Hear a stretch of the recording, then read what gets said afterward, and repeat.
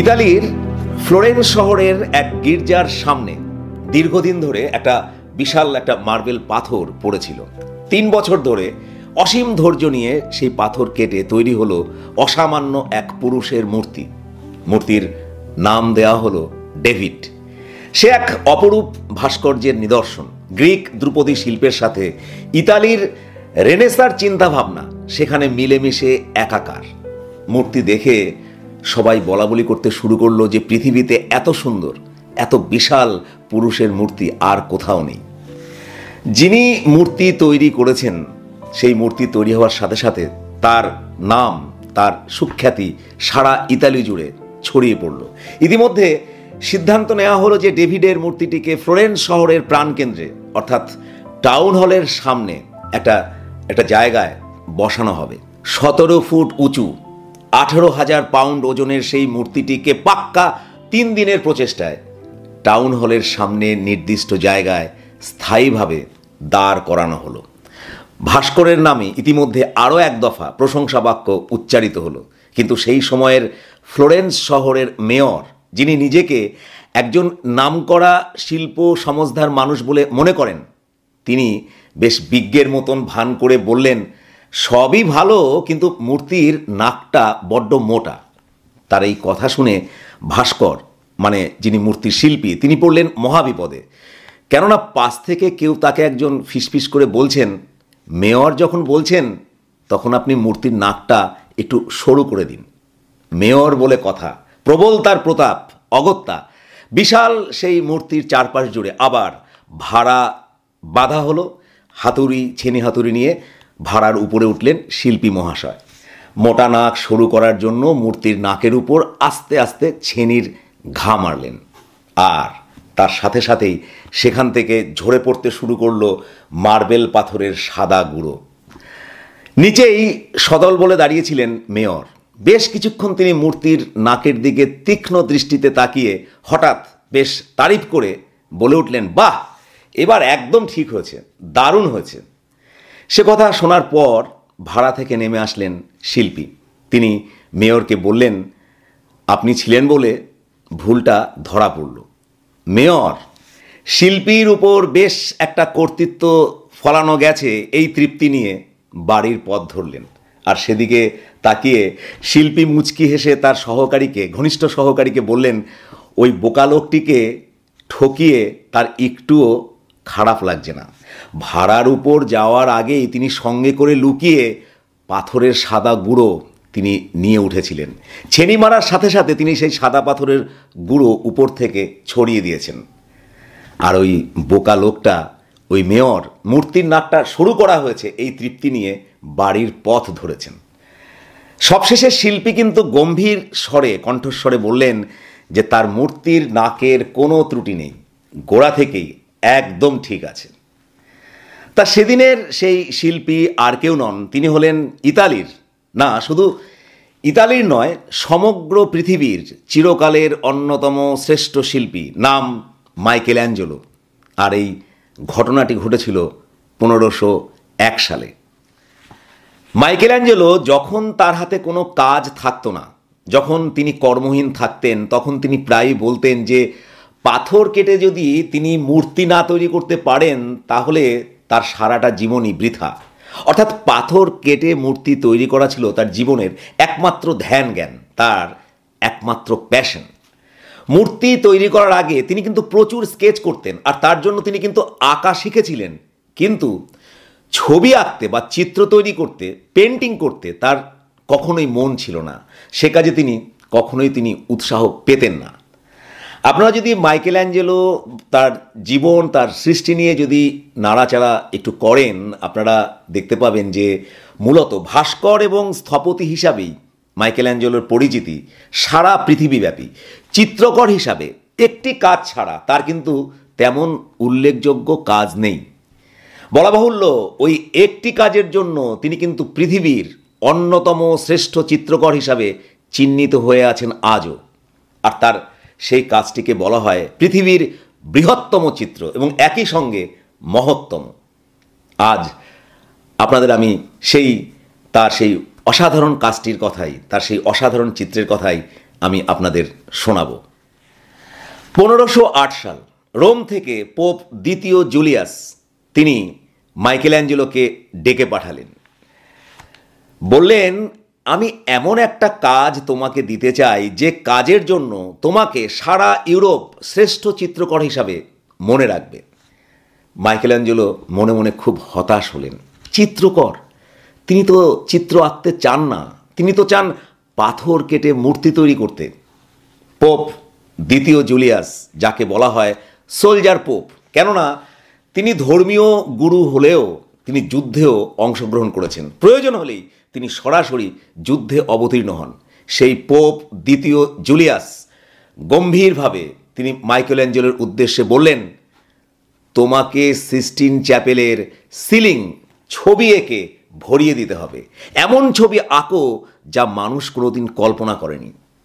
Sistine chapel হলো রোমের Vatican সিটির সবচাইতে গুরুত্বপূর্ণ গির্জা, যেখানে খ্রিস্ট ধর্মের ধর্মীয় গুরু অবস্থান করেন এবং যেখান থেকে পৃথিবীব্যাপী খ্রিস্ট ধর্মের সমস্ত রকমের কার্যকলাপ পরিচালিত হয়, নিয়ন্ত্রিত হয়। তা পোপের সেই প্রস্তাব শুনে মাইকেল্যাঞ্জেলো ইতস্তত করে বললেন, ইয়োর হোলিনেস, আমি ভাস্কর, আমি চিত্রকর নই। আমি ভেবেছিলাম যে আপনি আমাকে পাথর কেটে মূর্তি তৈরি করার কোনো কাজ দেবেন। মাইকেল্যাঞ্জেলোর এই কথা শুনেই পোপ দ্বিতীয় জুলিয়াস তিনি রাগের স্বরে বললেন, আমি তোমাকে ইউরোপের শ্রেষ্ঠ চিত্রকরের সম্মান দিতে চাইছি, আর তুমি আমাকে বিভ্রান্ত করতে চাইছো। পোপের এই কথা শোনার সাথে সাথে মাইকেল্যাঞ্জেলো পোপের সামনে হাঁটু গেড়ে বসে বললেন, ইয়োর হোলিনেস, আমি মার্জনা ভিক্ষা চাইছি। আপনার প্রস্তাব আমি আন্তরিকভাবে গ্রহণ করছি। পোপও কথা দিলেন যে সিস্টিন চ্যাপেলের কাজ শেষ হলেই পাথর কেটে মূর্তি তৈরি করার কাজ মাইকেল্যাঞ্জেলোকে অবশ্যই দেয়া হবে। অবশেষে শুরু হলো বিশ্বের এক বিস্ময়কর কাজ, যার ইতিহাস শুনলে আপনারা অবাক হয়ে যাবেন। 1509 সালের জানুয়ারি মাস, প্রচণ্ড শীতে কাঁপতে কাঁপতে মাইকেল্যাঞ্জেলো সিস্টিন চ্যাপেল, সেই গির্জার বিশাল শূন্য গম্বুজের নিচে এসে দাঁড়ালেন। গম্বুজের সিলিংয়ে তিনি কি আঁকবেন? মাসের পর মাস তিনি তো শুধু স্কেচ করে এসেছেন, আর আজকেই সেই স্কেচ করতে করতেই তার মনের পর্দায় ভেসে উঠেছে, ক্রমশ স্বচ্ছ হয়ে উঠেছে তার আঁকার বিষয়বস্তু। তিনি আঁকবেন ঈশ্বরের হাতে এই সৃষ্টির জন্মকথা। তিনি বিশ্বাস করেন এই সৃষ্টি যখন ছিল না, ঈশ্বর তখন ছিলেন নিঃসঙ্গ, যেন তারই মতো এই বিপুল শূন্যতার মাঝখানে দাঁড়িয়েছিলেন। তারপর ঈশ্বর সৃষ্টি করলেন আলো, জগৎ, অন্ধকার, সূর্য, চাঁদ, পৃথিবী, পশু পাখি, সবার শেষে বিচিত্র এই মানুষের জগৎ। মাইকেল্যাঞ্জেলো অদ্ভুত এক ঘোরের মধ্যে উপলব্ধি করলেন, গম্বুজের এই বিশাল শূন্যতাকে শিল্প দিয়ে জয় করতে হলে তাকে আঁকতে হবে সৃষ্টি কাহিনীর গোড়ার কথা। তিনি যেন সুস্পষ্টভাবে চোখের সামনে সেই ছবিটি দেখতে পাচ্ছিলেন। এবার শুরু হলো তার কাজ, শুরু হলো এক নিঃসঙ্গ মানুষের এক নিঃসঙ্গ লড়াই। ঈশ্বরকে আঁকবেন তিনি, আর আঁকবেন এই মানব জাতিকে। 300 ফুট লম্বা, প্রায় 6000 বর্গফুটের একটা গোলাকার জায়গা, মানে সিস্টিন চ্যাপেল চার্চের সেই গম্বুজের সেই সিলিংটার উচ্চতা মাটি থেকে প্রায় 6 তলা সমান। সেই উচ্চতায় ভাড়া বেঁধে মাইকেল্যাঞ্জেলো কাজ শুরু করলেন। কাজটা ছিল খুবই কঠিন। ভাড়ার উপর চিত হয়ে শুয়ে একটা অস্বাভাবিক ভঙ্গিতে ছবি আঁকা, বুঝতেই পারছেন কি ভীষণ এক দুঃসাধ্য কাজ। আঁকার সময় রঙের ফোঁটা চুইয়ে চুইয়ে চোখে মুখে পড়ছে। তাছাড়া দিনের পর দিন ওইভাবে চিত হয়ে একটানা বেশ কয়েক ঘন্টা ধরে কাজ করতে করতে তার শরীর মাঝে মধ্যে অসাড় হয়ে যেত। এসব ছাড়া একটা ব্যাপার তো ছিলই যে ফ্রেস্কোতে এই কাজে মাইকেল্যাঞ্জেলোর কোনো অভিজ্ঞতা ছিল না। অর্থাৎ সব কিছু মিলিয়ে মিশিয়ে অসুবিধার মাত্রা ছিল অপরিসীম। যদিও তিনি প্রথম দিকে 2-1 শিল্পীর সাহায্য নিয়েছিলেন, কিন্তু শেষমেশ তাদেরকে তিনি ছাড়িয়ে দিয়ে তিনি একাই সেই কাজ করতে শুরু করেন। আর এই কাজ করতে গিয়ে তিনি ভুলে গেলেন এই বিশ্ব সংসারের কথা, ভুলে গেলেন তার নিজের অস্তিত্বের কথা। দিনের পর দিন, সপ্তাহের পর সপ্তাহ কেটে যায়। তিনি কারো সাথে দেখা করেন না। ভূতগ্রস্ত এক মানুষের মতো তিনি নিজের কাজের মধ্যে বিভোর হয়ে ডুবে আছেন সব সময়। স্নান করেন না, দাড়ি কামান না, জামা কাপড় বদলান না, কারো সাথে কথাও বলেন না, কথা বলার তার ইচ্ছেটুকুই চলে গেছে। সে সময় তিনি তার নিজের লেখা একটা কবিতায় তিনি লিখেছেন, সারাদিন ঈশ্বরের সঙ্গে কাটিয়ে সন্ধেবেলায় কেমন করে কথা বলি মর মানুষের সঙ্গে। সময়ের কোনো হিসেব নেই তার কাছে, কোন মাস, কি বার, কত তারিখ এসবের কোনো ধারণা তার ছিল না। এভাবেই সময় বয়ে যেতে থাকে, আর সিলিং জুড়ে তিনি একের পর এক ছবি এঁকে চলেছেন, দিনের পর দিন, মাসের পর মাস, বছরের পর বছর। এভাবেই চারটি বছর অতিক্রান্ত হয়ে গেল। গির্জার সিলিং ভরে উঠল অজস্র ছবিতে। সিলিংয়ের 9টি প্যানেলে মোট 343টি ছবি আঁকলেন মাইকেল অ্যাঞ্জেলো।